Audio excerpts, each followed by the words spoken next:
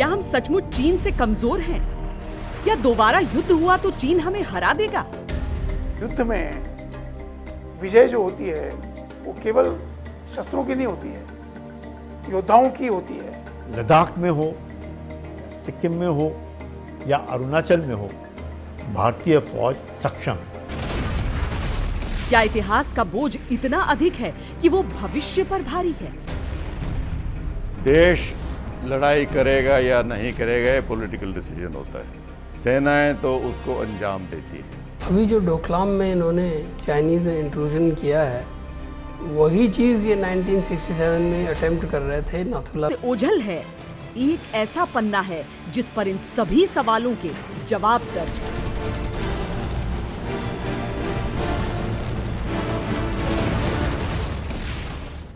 नमस्कार, जय हिंद, वंदे मातरम। आज हम इतिहास का वो पन्ना आपके लिए निकाल कर लाए हैं जिसके बारे में चीन आपको जानने नहीं देना चाहता और किसी कारणवश भारतीय हुक्मरानों ने आपको जानने नहीं दिया। यह पन्ना है चीन की शर्मिंदगी का पन्ना। यह पन्ना है भारतीय सेना की गौरवशाली जीत का पन्ना।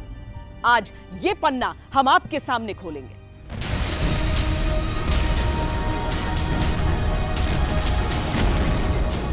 ये कहानी है 1967 में लड़ी गई दो लड़ाइयों की। वो लड़ाई जिसमें चीन का अहंकार चकनाचूर हो गया। वो लड़ाई जिसमें भारत ने चीन को उसकी हैसियत दिखा दी। वो लड़ाई जिसने ये बता दिया था कि 1962 अगर सच था तो सच को बदलने का दम रखती है भारतीय सेना। 1962 अगर हार थी तो उसे जीत में बदलने का हौसला रखती है भारतीय सेना। 1962 अगर शर्मिंदगी थी तो उसे इज्जत में बदलने की हिम्मत रखती है भारतीय सेना। यह कहानी है भारत की जीत की, चीन की हार की। यह कहानी है 1967 में लड़ी गई दो भीषण लड़ाइयों की, जब 4 दिन में 400 चीनियों को मौत के घाट उतार दिया गया तो एक ही दिन में चीनियों को 3 किलोमीटर उनकी सीमा के भीतर धकेल दिया गया।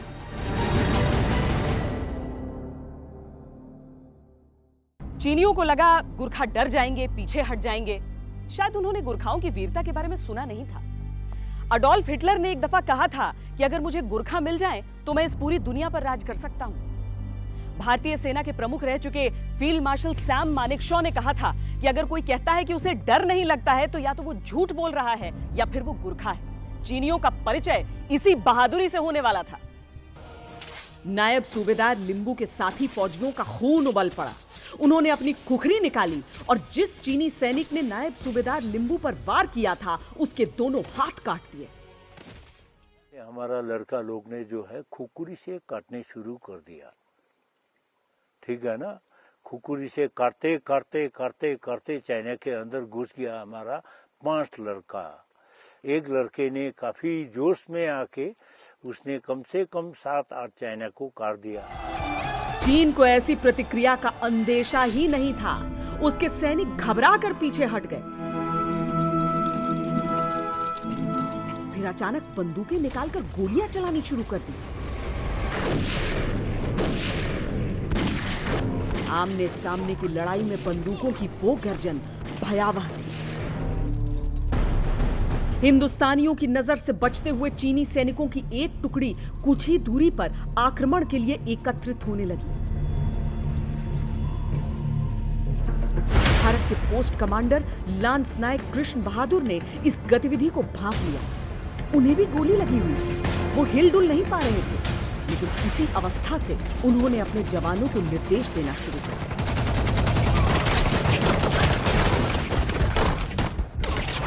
इसी के ऑर्डर के कारण से हमारा लड़का लोग जोश में आने के बाद चाइना को, क्योंकि फायर तो नहीं कर सकता था, हिप पोजीशन में राइफल था, उसके बगल के नीचे से राइफल जा रहा था, इसलिए वो लोग ने क्या है खुकुरी से काटने शुरू किया था उसी के ऑर्डर के ऊपर।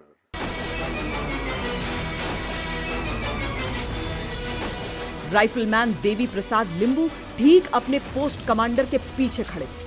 गोलियों के बीच अपनी खुखरी को नचाते हुए उन्होंने एक एक कर 5 चीनियों के सर उनके धड़ से अलग कर दिए। चीनी सैनिकों के बीच भगदड़ मच गई। तभी दूर बैठे एक दुश्मन ने सीधे देवी प्रसाद लिंबू के सिर पर निशाना साधा। एक लड़के ने काफी जोश में आके उसने कम से कम 7-8 चाइना को काट दिया। अभी उसको भी अवार्ड मिला है वीर चक्र का। तो इसके बाद में अभी आ जाते हैं हम चोला के ऊपर। स्थिति को काबू में करने के लिए कमांडिंग ऑफिसर मेजर केबी जोशी ने मोर्टार फायर खोलने के आदेश दिए। तोपों से इतने सटीक गोले बरसे कि चीनियों को उस वक्त पीछे हटना ही पड़ा।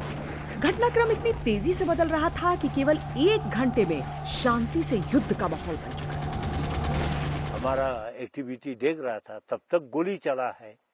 गुथम गुथ का लड़ाई तो हो गया खत्म, तो हम लोग तो गोली का लड़ाई चल रहा था। जब तक डोमिनेट था तब तक गोली चला।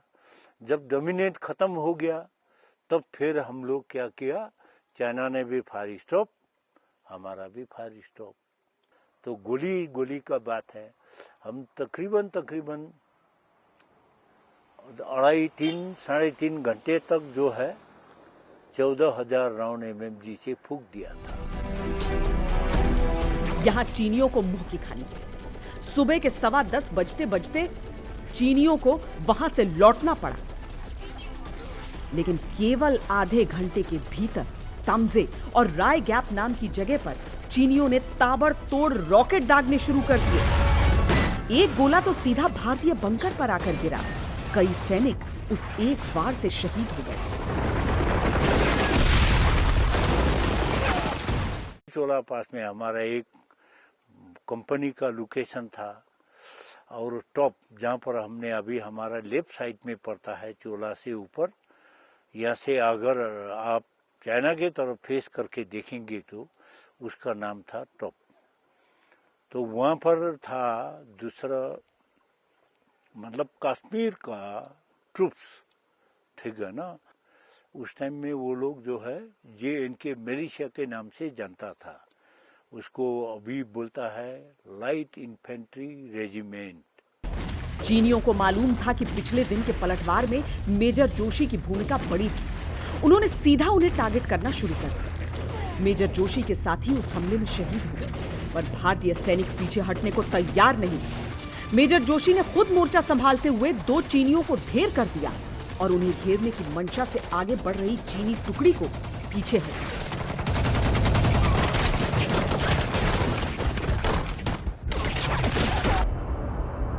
हालांकि लड़ाई अभी खत्म नहीं हुई थी। हाँ, चीनियों ने यह आभास दिलाने की कोशिश जरूर की। चीनी सेना ने हरी रोशनी के जरिए युद्ध विराम का संदेश देना शुरू किया। लेकिन मेजर जोशी ने देखा कि एक ओर युद्ध विराम का संकेत है और दूसरी ओर चीनी सैनिक युद्ध के फॉर्मेशन में खड़े हैं। उन्होंने तत्काल चोटी पर से उन पे फायरिंग शुरू कर दी। चीनियों को तितर-बितर होना पड़ा। 4 चीनी सैनिक वहीं ढेर हो गए और एक बार फिर चीनियों को अपने क्षेत्र में वापस लौटना पड़ा। लेकिन इस पूरी अफरा तफरी में चीन ने धोखे से एक चोटी पर कब्जा जमा लिया था। अब अगर युद्ध विराम होना था तो उससे पहले जरूरी था कि चीन को उस चोटी से बेदखल किया जाए। अक्टूबर के महीने में पहाड़ी इलाकों में अंधेरा जल्दी हो जाया करता है। शाम के 5 बज रहे थे जब पीक 15540 को खाली कराने की कवायद शुरू हुई। थोड़ी देर में चीनी मैग्नीशियम फ्लेयर फायर कर रहे थे। यह बंदूक से दागी जाने वाली ऐसी रोशनी होती है जिससे अंधेरे में चंद सेकंड्स के लिए उजाला हो जाता है ताकि जो कुछ चल रहा है वो नजर आ सके। भारतीय सैनिकों ने कुछ देर इंतजार करने का फैसला किया। शाम 6:40 पर मेजर जोशी ने 2 प्लाटून को उत्तर पूर्व की दिशा से आगे बढ़ने का फरमान दिया और बाकी सैनिकों और तोपों को आगे से हमले के लिए तैयार रहने को कहा। एक जवान, एक गोली, एक दुश्मन और एक जवान 20 चीनी। में हम लोग जो हैं वो हाइट्स पे बैठे हुए हैं, इसलिए हमारी ऑब्जर्वेशन चाइनीज़ इलाके में बहुत ज़्यादा है। चाइनीज़ की हमारे इलाके में कोई ऑब्जर्वेशन नहीं है, कोई नहीं देख सकते वो पीछे, सिर्फ वो सामने का इलाका देख सकते हैं। उससे बहुत फ़र्क पड़ता है क्योंकि आर्टिलरी फायर जो है जब तक आप देख नहीं सकते तब तक आप वो कारगर नहीं होगा।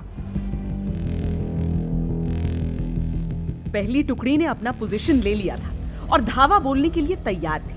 तभी चीन ने एक और फ्लेयर फायर किया। रोशनी में भारतीय सैनिक साफ साफ दिख गए। भारतीय योद्धा सांसें थाम कर अपने अगले कदम को सोचने लगे। मेजर जोशी ने आगे बढ़ने का इशारा कर दिया, क्योंकि कोई और तरीका ही नहीं था। पर चोटी से एक भी गोली नहीं चली। दरअसल दिन भर की लड़ाई में चीन हौसला हार चुका था। उसने नुकसान से बचने के लिए चोटी छोड़ देने में ही भलाई समझी। क्या हमने उसका जवाब दिया और 2 दिन ये फायरिंग होती रही, पहली तारीख और दूसरी तारीख अक्टूबर को। लेकिन हमने चाइनीज़ को वहाँ से धकेल दिया पीछे और तकरीबन 3 किलोमीटर पीछे जाकर के उन्होंने अपनी पोजीशन ली और आज तक वहीं पे हैं वो। अगली सुबह 8:15 बजे तक पॉइंट 15540 बगैर एक भी गोली चलाए भारत के नियंत्रण में आ चुका था। यानी एक दिन से भी कम समय में चीन को मुंह की खानी पड़ी थी। उसे अपनी सीमा में 3 किलोमीटर पीछे लौटना पड़ा था। ये चीन की सबसे करारी और शर्मनाक शिकस्त थी। इस एक दिन के युद्ध में चीन को अपने 50 फौजियों से हाथ धोना पड़ा था। भारत के 15 सैनिक वीरगति को प्राप्त हुए। भारतीय रक्षा मंत्रालय के अनुसार नाथुला और चोला की 2 लड़ाइयों में भारत ने अपने 85 सैनिक गंवाए थे और 163 घायल हुए थे, जबकि 450 चीनी सैनिक मारे गए थे और 340 घायल हुए थे। 1962 के युद्ध के बाद भारतीय सेना में कई बदलाव किए गए। सेना की तादाद बढ़ाई गई थी, हाथ मजबूत किए गए थे। 67 की 2 लड़ाइयों में भारतीय सेना के प्रदर्शन ने समूचे देश का हौसला बढ़ाया। हालांकि तत्कालीन सरकार चीन को और उकसाना नहीं चाहती थी, लिहाजा भले ही चीन बार-बार 62 की जीत की धौंस दिखाता रहा, भारत ने 67 की जीत का कभी बढ़ चढ़कर बखान नहीं किया। और यही कारण है कि हमने चीन को कभी नहीं बोला कि देखिए हमने आपको 67 में ठोका है, इस समय मारा है, यहाँ पर आपको हराया है। ये भारतीय संस्कृति में नहीं है। ये उन जगह पर होती है जहाँ उथला पानी होता है। भारतीय सेना की, जो कि भारतीय संस्कृति का अंग है, महानता है। और इसीलिए हमने ये डर के मारे नहीं कि चीन क्या बोलेगा या चीन को पता है हमने क्या किया है और हमें भी पता है। लेकिन यदि बार बार हमें चीन आज 1962 के युद्ध की याद दिलाता रहेगा तो हमें भी फिर मजबूर होकर इनको बोलना पड़ेगा कि इसको आप मत भूल जाइए। ये वही सैनिक है, ये वही क्षेत्र है, ये वही इलाका है जहां आपको 1967 में हमने आपको सबक सिखाया था। उस मुकाबले के बाद से चीन ने कभी नाथुला पर कोई जुर्रत नहीं की। नाथुला आज एक लोकप्रिय पर्यटक स्थल बन चुका है और भारत चीन के बीच व्यापार का एक रास्ता भी है। उधर 1975 में एक रेफरेंडम में भारत के पक्ष में 97% वोट देकर सिक्किम का हिंदुस्तान में विलय हो गया। ये बात चीन के मन में ऐसी चुभी कि उसने इसे मानने से ही इनकार कर दिया था। हालांकि 2003 में चीन को यह मानना ही पड़ा। 62 का युद्ध हम सैनिकों की वजह से नहीं हारे थे। उनमें पराक्रम की कोई कमी नहीं थी। कमी थी तो हथियारों की, उपकरणों की। कैनवस के जूतों और सूती के कपड़ों में उन्होंने युद्ध लड़ा था। लेकिन 1962 और 67 के दरमियान एक 1965 था जिस युद्ध में भारत ने जीत हासिल की थी, अपना आत्मविश्वास हासिल किया था। सियासी तौर पर अब इंदिरा गांधी की अगुवाई थी और सैन्य फैसलों में दखलंदाजी का दौर खत्म हो चुका था। आज चीन भूटान के डोकलाम पर कब्जा करने की फिराक में है, लेकिन चीन के लिए कोई नई बात नहीं है। लगभग 50 साल पहले उसने सिक्किम के साथ कुछ ऐसी ही कोशिश की थी। तब सिक्किम भारत का हिस्सा नहीं था, लेकिन जैसे आज भूटान ने भारत से रक्षा की गुहार लगाई है, उसी तरीके से तब सिक्किम ने भारत से रक्षा की गुहार लगाई थी।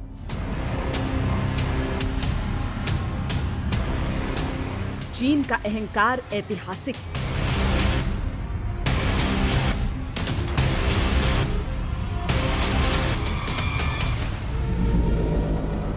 वो जैसा आज दिखता है वैसा ही 1967 में भी था। अपनी सीमा का विस्तार करते हुए वो सिक्किम की सीमा में आ घुसा और ट्रेंच यानी युद्ध के लिए गड्ढे खोदने शुरू कर दिए। उस दौर में सिक्किम भारत का हिस्सा नहीं था, पर भारत के संरक्षण में था, यानी सिक्किम की हिफाजत भारतीय सेना की जिम्मेदारी थी। चीन बार बार हमें 62 की याद दिलाता था कि हम आपको सबक सिखाएंगे, आप नथुला खाली करो, जेलपला को खाली करो। चीन चाहता था भारत सिक्किम से हट जाए, कुछ ऐसा ही जैसे वो आज भूटान के साथ कर रहा है। दरअसल पूर्वोत्तर के राज्यों के लिए चीन की लालच को देखते हुए ये समझना जरूरी है कि अगर चीन यहाँ किसी भी इलाके पर कब्जा करता है तो उसका सीधा निशाना इस बात पर है कि वो पश्चिम बंगाल से नॉर्थ ईस्ट को काट कर अलग कर सके। ये हमारा एक बड़ी नैरो लैंड की स्ट्रिप है, जिसमें एक तरफ नेपाल है, एक तरफ भूटान है, एक तरफ बांग्लादेश है, बीच में वो बंगाल की टेरिटरी है।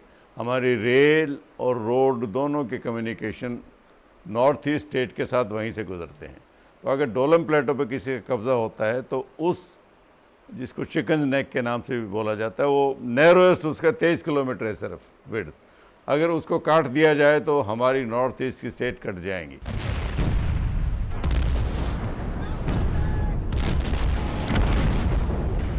उन्नीस के युद्ध के बाद चीन नहीं बदला, लेकिन भारत जरूर सतर्क हो गया था। इसीलिए इंच इंच सरक कर जमीन अपने नाम कर लेने की चीनी फितरत को देखते हुए अहम इलाकों में मजबूती से पांव जमा दिए। ऐसी ही एक जगह थी नाथुला। नाथुला समुद्र तल से 14,200 फीट की ऊंचाई पर है। आज भी ये इकलौता इलाका है जहां भारत और चीन की सेनाएं एक दूसरे से मुश्किल से 30 कदम की दूरी पर तैनात रहती हैं। चीन के पास उत्तरी इलाके का कब्जा है और भारत दक्षिणी हिस्से पर नियंत्रण रखता है।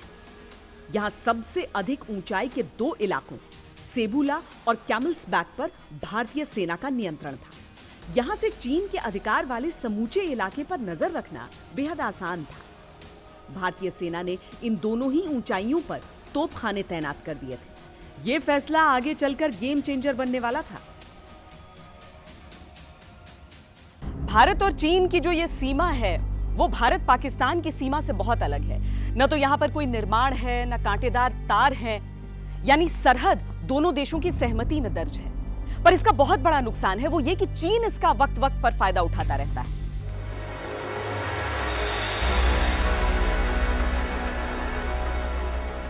नाथुला दर्रे पर भारत और चीन की फौजें एक दूसरे के बेहद करीब पेट्रोलिंग किया करती थी। यही कारण था कि दोनों फौजों में टकराव आम था। मुश्किल यह थी कि चीन की ओर से केवल एक व्यक्ति था जिसे टूटी फूटी ही सही अंग्रेजी आती थी। वो एक सरकारी नुमाइंदा था। हर रोज बहस के बाद हल्की फुल्की धक्का मुक्की हो जाया करती थी। पर 6 सितंबर की सुबह ऐसी ही धक्का मुक्की में चीन का सरकारी नुमाइंदा गिर गया और उसका चश्मा टूट गया।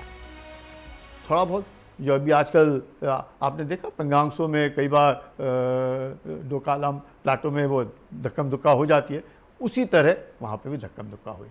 जब धक्कम धुक्का हुई तो उनके जो पॉलिटिकल कमिश्नर थे वो गिर गए, उनका चश्मा गिर गया, तो उनको लगा, तो फिर ये जो कार्रवाई वो पीछे चले गए।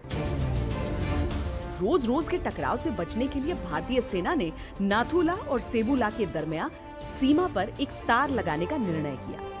तारीख निर्धारित की गई 11 सितंबर 1967। वहां पर उन्होंने कहा कि सीमा में तार मत लगाओ। भारत कटीले तार इसलिए लगा रहा था कि दोनों के गश्ती दल पेट्रोल्स जाते हैं, कहीं उनमें आपस में लड़ाई झगड़ा न हो जाए। तार लगाने का काम भारतीय सेना के इंजीनियर्स को सौंपा गया और उनकी रक्षा के लिए तैनात किए गए 18वीं राजपूत के योद्धा। सेबुला और कैमल्स बैक पर तोपों के साथ सेकंड ग्रेनेडियर्स तैनात थे। ये काम लेफ्टिनेंट कर्नल राय सिंह की देखरेख में चल रहा था।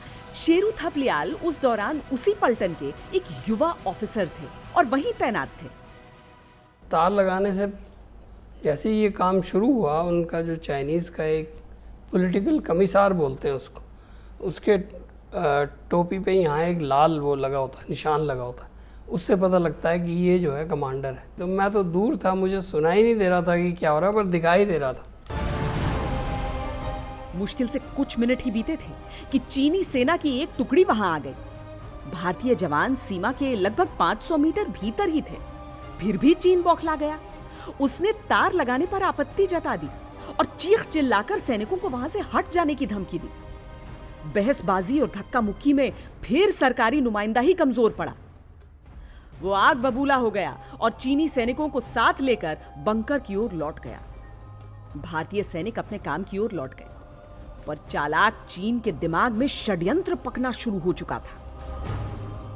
उनकी इच्छा ये थी कि युद्ध ठन जाए, और तब उन्होंने वहाँ से अपने अधिक लोगों को बुलाया, मशीन गन से फायर करने लगे।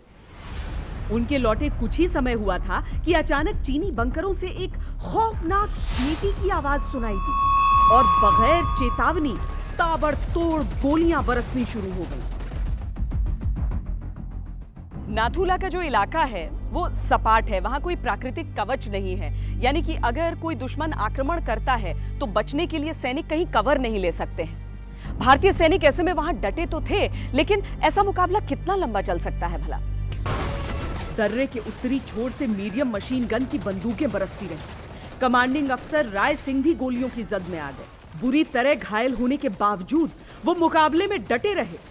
दो युवा अफसर कैप्टन डागर और मेजर हरभजन सिंह तो छोटी टुकड़ियों के साथ उस खुले मैदान में चीनियों की पोजीशंस की ओर लपके, पर बिलों में छिपकर गोलियां बरसाते दुश्मन से खुले में खड़े शेर कब तक मुकाबला कर सकते थे।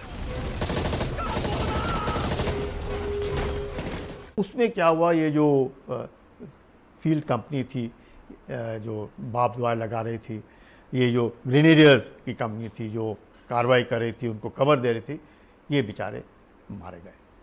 कर्नल राय के वो फिर ब्रिगेडियर रिटायर हुए, उनके भी पेट में आके गोली लगी थी। तो सब ने बहादुरी का काम किया था। कर्नल साहब को महावीर चक्र मिला था। पहले 10 मिनट के भीतर ही 70 भारतीय वीर शहीद हो गए और बाकी गोलियों से छलनी पड़े थे। शरीर में जान रहने तक हर योद्धा ने पलटवार किया, पर दुश्मन बंकरों में छिपकर हमला कर रहा था और हिंदुस्तानी शेर खुले मैदान में खड़े थे। हमारे जो आदमी थे वहाँ पे कोई कवर नहीं था, पूरा फ्लैट एरिया है। तो पहले 10-12 मिनट के अंदर बहुत कैजुअल्टी हो गई। 70 आदमी तो मारे गए और बाकी घायल हो गए। पर यह लड़ाई का अंत नहीं था। 5 साल में ही हिंदुस्तान की सूरत बदल चुकी थी। उसने 65 के युद्ध में पाकिस्तान को पटखनी दी थी।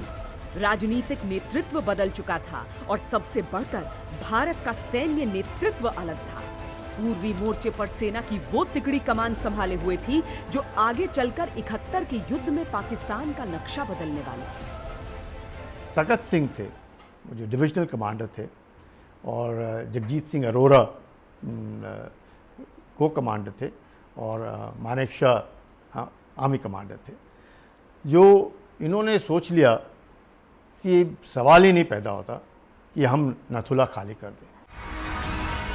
फैसले मजबूत लिए जाते थे और तेजी से लिए जाते थे। मोर्चे पर तैनात कमांडर्स को निर्णय लेने की स्वतंत्रता थी, पर 62 की जीत के नशे में चूर चीन ने भारतीय सेना को कम करके आंक लिया था। वही गलती जो आज वो फिर कर रहा है। चीन, मैं समझता हूँ, डोकलाम में गलती कर रहा है। मिलिटरीली तो डोकलाम प्लेटो में हम मजबूत स्थिति में हैं। हमारी तो वहाँ सारा साल डिप्लॉयमेंट रहती है, हमारी कम्युनिकेशन भी है, हमारी राशन वगैरह, इक्विपमेंट, एम्यूनिशन की डंपिंग भी वहाँ है, स्टोरेज है। चीन के लिए वो बिल्कुल सप्लाई लाइन के एंड में है, और जो उनकी सप्लाई लाइन घाटी के थ्रू आती है, चुम्बी वैली के थ्रू, उसको पश्चिम की तरफ से पूरी तरीके से डोमिनेट हमारी फोर्सेस करती हैं। नाथुला के मैदान पर बरसती गोलियां थीं, अंतिम कतरे तक लड़ते वीर थे, पर नाथुला को घेरे हुए 2 चोटियों पर तैनात भारतीय बंदूकें भी थीं, जिससे चीन बेखबर था। सेबुला और कैमल्स बैक, ये चीनी पोजीशन से भी ज्यादा ऊंची जगह थी, यानी भारतीय सैनिक सबसे नीचे, जिन पर चीनी गोलियों से निशाना साध रहे थे, और उनके ऊपर सेबुला और कैमल्स बैक की ऊंचाई पर भारतीय सेना की अलग टुकड़ी, जो वहां से गोलीबारी करना उसने शुरू किया चीनी बंकरों पर। लगातार सटीक गोलाबारी हुई। चीन को समझ ही नहीं आया कि मौत उन पर इतनी ऊंचाई से कैसे बरस रही है। निशाना इतना अचूक था कि चीनियों की आंखों के सामने विध्वंस का नाच होने लगा। चीन के खुद के आकलन के अनुसार 400 चीनी सैनिक पहले हमले में ही ढेर हो गए। पर चीन की अकड़ इतने से कहां टूटने वाली है। वो तो जैसे आज धमकियां देता है वैसे तब भी देता था। लड़ाई के तीसरे दिन 14 सितंबर को उसने हवाई हमले की धमकी दे डाली। चीन के आज के बनिस्बत जो उनके पास हवाई जहाज हैं, उस वक्त के जो हवाई जहाज थे उनमें काबिलियत नहीं थी। हमारे पास काबिलियत थी, अगर हम चाहते तो हम कर सकते थे, पर क्योंकि वो हम ये कहेंगे कि नॉर्मल लिमिटेड था, सिर्फ नथुला के कन्फाइंड ही लड़ाई हो रही थी, इसलिए और आर्टिलरी से हमारा तो मकसद पूरा हो गया था। वो इस्तेमाल करने की काबिलियत नहीं रखता था, चाहे वो धमकी दे कि हम इस्तेमाल करना चाहते हैं, वो काबिलियत नहीं थी। भारत न डरा न रुका। 3 दिन और 3 रात तक निरंतर गोलीबारी चलती रही, तब तक जब तक एक एक चीनी बंकर ध्वस्त नहीं हो गया। न तो चीन पलटवार कर पाया, न ही उसका कोई हवाई जहाज इलाके में दाखिल हो पाया। उसकी इज्जत और मोर्चे पर मौजूद सेना दोनों मिट्टी में मिल चुके थे। 2 ग्रेनेडियर ने और जीओसी जनरल सगत सिंह ने बहुत बहादुरी से, बहुत सख्ती से चीन का मुकाबला किया और उनके जो डिज़ाइन थे अटैक करके भारत की सेना पर कब्जा करने का, उसको बीट बैक किया। सकुचाते हुए ही सही, चीन ने अपना सबक सीख लिया, लेकिन वो न आज साजिश रचने से बाज आता है, न उस दौरान आता था। भारत ने जैसे ही गोलाबारी धीमी की, वो भारतीय शहीदों के शव खींच खींच कर अपने इलाके में ले गया, ताकि दुनिया को कोई दूसरी कहानी सुना सके। वो शव खींच के इसलिए ले गए उस समय, एक तो उनको अपने देश को बताना है कि भारतीय हमारी सीमा में आए थे और तभी हमको शव मिले, अन्यथा शव आप लेके क्यों जाएंगे। पहली बात कि लोगों को बताने के लिए, इंटरनेशनल अंतरराष्ट्रीय क्षेत्र में बताने के लिए भारतीय सेना चीन की सीमा के अंदर थी। आखिरकार भारत ने दया खाकर 15 सितंबर को युद्ध विराम कर दिया, लेकिन चीन को सुई की नोक भर जमीन नहीं लेने दी। 4 दिन की इस भीषण लड़ाई में भारत ने अपने 70 सैनिक गंवा दिए थे, पर चीन के 400 फौजी इस दौरान ढेर हो चुके थे। 15 सितंबर को सैम मानेकशॉ, जेएस अरोड़ा और सौगत सिंह की मौजूदगी में दोनों देशों ने फौजियों के शव एक दूसरे को सौंपे। दोस्ती और भाईचारे के ऐसे जितने भी नारे हैं, उन पर कायम हिंदुस्तान रहता है। चीन तो केवल विश्वासघात करता है। अभी एक हार उसे मिली थी, लेकिन इससे चीन पे कोई फर्क पड़ा नहीं। उसे तो 5 साल पहले जो 62 में उसने जीत हासिल की थी, उसका दंभ ऐसा था कि वो अकड़ में दोहरा हुआ जा रहा था।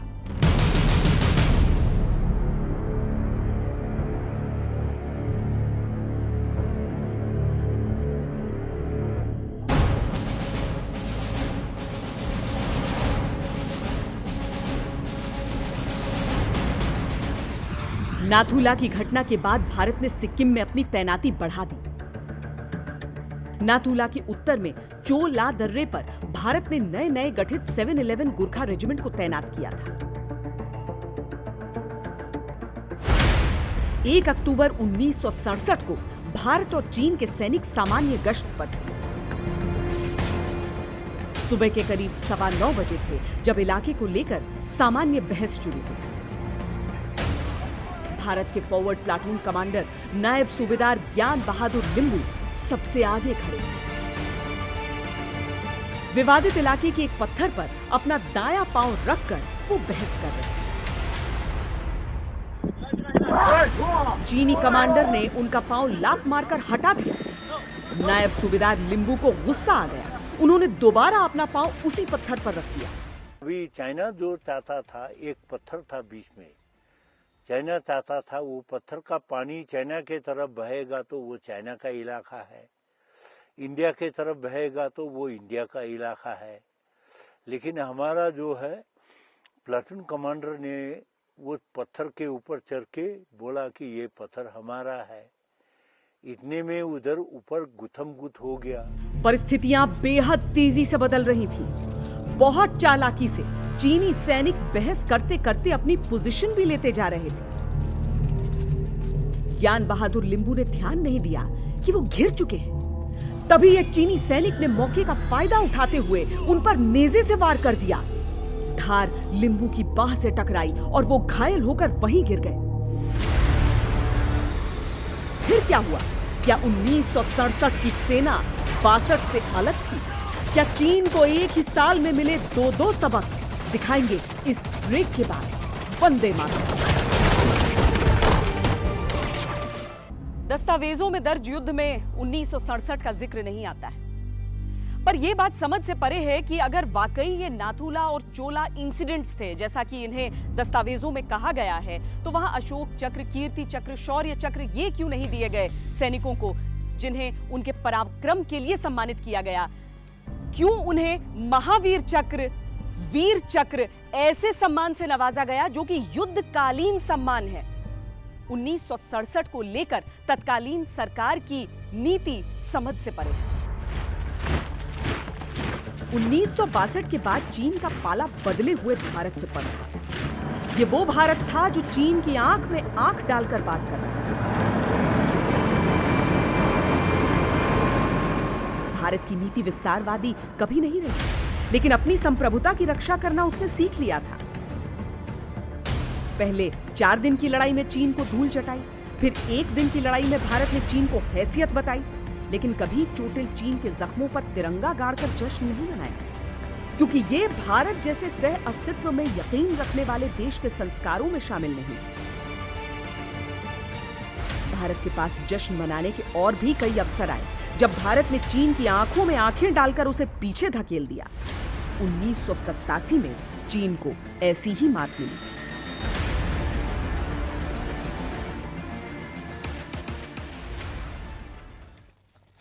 जिस तरीके से मोबिलाइज हुआ हिंदुस्तान, और उसी वक्त मैं कहूँगा कि ब्रास टैक एक्सरसाइज शुरू हुई, चीन को आभास हुआ कि शायद अब यहीं तक बात रहनी चाहिए और बढ़नी नहीं चाहिए। उन दिनों भीषण ठंड के मौसम में ऊंचाई के इलाकों के अपने पोस्ट्स को भारतीय सेना खाली कर दिया करती थी। ऐसा साल दर साल चल रहा था।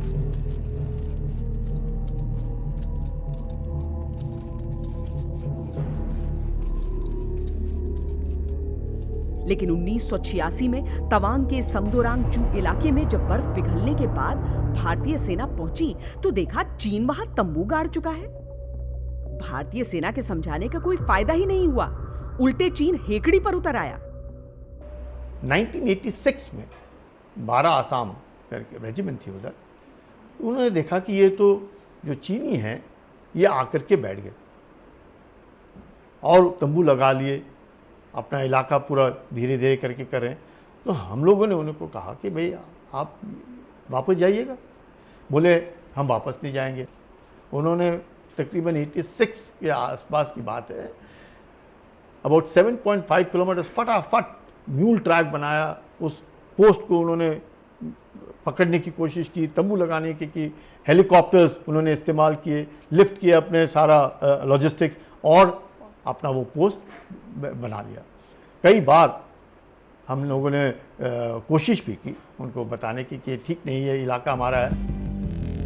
भारत ने आपत्ति दर्ज की, लेकिन चीन के कान पर जूं तक नहीं रही। उस दौर में सीमा पर सड़कें न तो पर्याप्त थी न सही हालत में, खासकर तवांग इलाके के आगे तो कोई सड़क थी ही नहीं। सो तत्कालीन सेनाध्यक्ष जनरल सुंदर जी ने Mi-26 हेलीकॉप्टर के जरिए एक पूरी ब्रिगेड को विवादित सीमा पर पहुंचा दिया। 18 से 20 अक्टूबर के बीच ये कार्रवाई हुई। इत्तेफाक है कि 1962 युद्ध के शुरू होने की भी यही तारीख थी, लिहाजा उस दौर में ये आशंका सबके मन में गहरा गई थी। आर्मी चीफ जनरल सुंदर जी थे, उन्होंने एक्सरसाइज करी एक चेकर बोर्ड, और हमने हेलीकॉप्टर के ज़रिए जल्दी से जाके सुमदरोंग एक जगह है, वैली है वो, हमने वहाँ पर डिप्लॉयमेंट किया। चीन वाले भी आगे, उन्होंने एतराज़ भी किया, उनकी भी सामने डिप्लॉयमेंट हो गई और वो एक किस्म की मुठभेड़ काफ़ी लंबे अरसे तक चली। आखिरकार चीन वाले पीछे हट गए। तो सुमदरोंगचू की जो मुठभेड़ थी वो ब्लडलेस थी, वहाँ कोई शूटिंग नहीं हुई, कोई फायरिंग नहीं, सिर्फ आँख दिखाने वाली बात थी। और उसमें भी भारत का अपर हैंड रहा। लेकिन जनरल सुंदर जी सशक्त रणनीतिकार थे। उन्होंने ये निर्धारित किया कि भारतीय सेना की तैनाती जिन चोटियों पर हो वो चीनी सेना की तैनाती वाली चोटियों से ऊंची हो। उन्होंने केवल विवाद वाले इलाके पर फोकस नहीं किया, बल्कि लद्दाख और पूर्वोत्तर दोनों जगहों पर कमर कसी। ऊंचाई वाली चोटियों तक T-72 टैंक पहुंचाए। में क्या हुआ कि चाइनीज़ का जो एरिया है, इलाका जो है ना तिब्बत, वो बिल्कुल फ्लैट है। आपने अभी आप देख रहे होंगे टीवी में दिखाया कि उनके टैंक्स आ रहे हैं और वहाँ पे एक्सरसाइज कर रहे हैं, तो उनका तो फ्लैट एरिया वहाँ पे हो सकता है, हमारा जो है वो है पहाड़ी इलाका। लेकिन सुंदर जी का विचार ये था कि अगर यहाँ से हमला करना पड़ा तो हम टैंक ले जाएंगे और एक बारी टिबेटन प्लेटो में चले गए तो फिर वहाँ हम चाइनीज़ का मुकाबला कर सकते हैं। तो उन्होंने जो प्लेटो एरिया उससे पीछे टैंक भेजे, लेकिन ज़्यादा नहीं थे। तत्कालीन भारत सरकार ने सेना की कार्रवाई पर एतराज भी किया था, बहस भी हुई थी, लेकिन सेना अपने फैसले पर कायम है। और चूंकि जनरल सुंदर जी आश्वस्त थे, सेना को उसका काम करने देने का फैसला ही बेहतर माना गया। जनरल सुंदर जी को एहसास था कि सीमा का यह विवाद चंद दिनों का नहीं है। उन्होंने लंबी तैयारी की। 1987 के शुरुआती महीनों में तो भारत और चीन के बीच भयंकर गतिरोध रहा। उन्होंने तैनाती के साथ साथ बॉर्डर के इलाकों में सड़कों के निर्माण में तेजी लाने का सरकार पर दबाव भी बनाया, ताकि युद्ध की स्थिति में किसी इलाके में पहुंचने में परेशानी न हो। चीन को समझ ही नहीं आ रहा था कि उसकी धमकियों से, 62 की धौंस से भारत घबरा क्यों नहीं। और आखिरकार जब हिंदुस्तान ने कूटनीतिक पहल की तो चीन को झुकना ही पड़ा। मई 1987 में बिना एक भी गोली चलाए लद्दाख से लेकर पूर्वोत्तर तक चीन को काबू में कर लिया।